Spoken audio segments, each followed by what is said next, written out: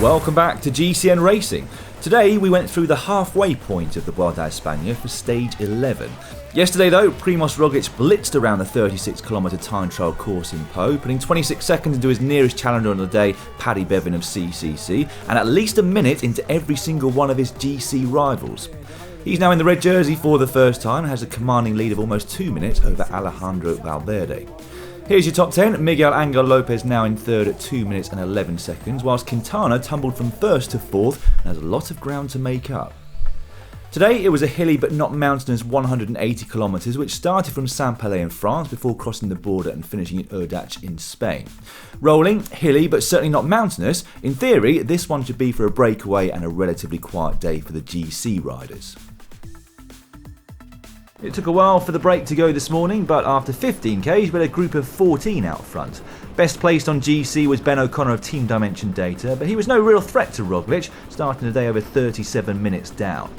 The biggest names there were Gorka Izagirre of Astana, Remy Cavagna of De Koning Quickstep, Damien Howson of Mitchelton Scott, and Lawson Craddock of EF Education First. Kakarurao were the only team with 2 riders up there in the form of Aaron Buru and Lastra.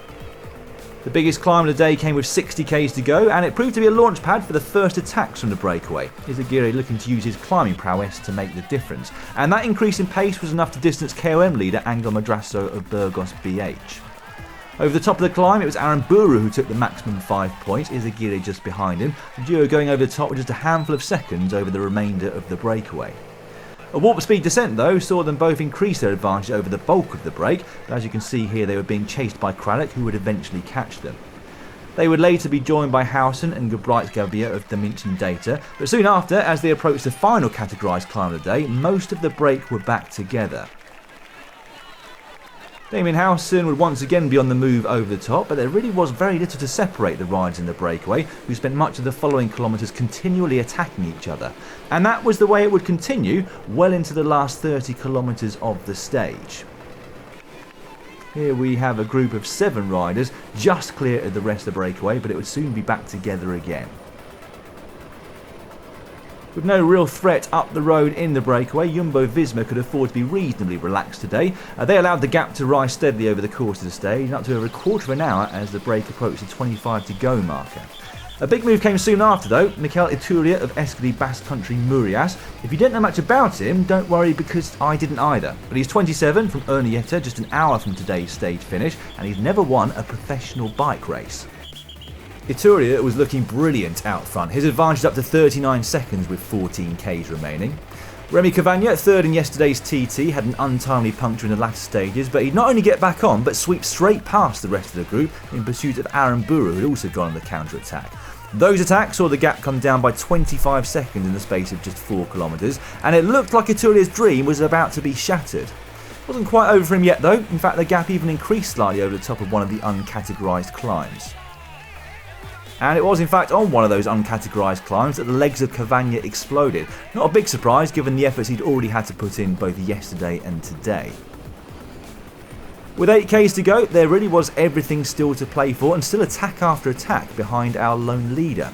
At 5k's to go, his gap still held steady at 13 seconds, but by this point, the pursuers now had him in their sights. At 1.6k's to go, the catch was almost made.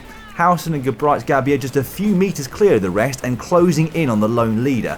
But would they be able to close it? A nervous look over his shoulder inside 1 kilometre to go told Iturria he still had a chance here, and with the road starting to go ever so slightly downhill, it made his chances even better.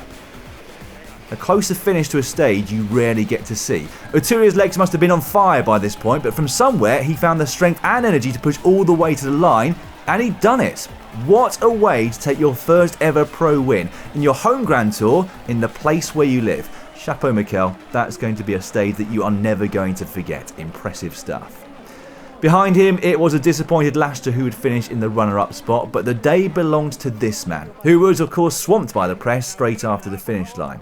He's going to be a very popular man in the Basque Country this evening, and for a good time to come for that matter. In the end, his advantage over the rest was 6 seconds. Craddock was taking third on the stage, Damien Howson fourth and Bidar fifth. Basically, the riders from the pro-continental teams were showing the World Tour riders how it's done today.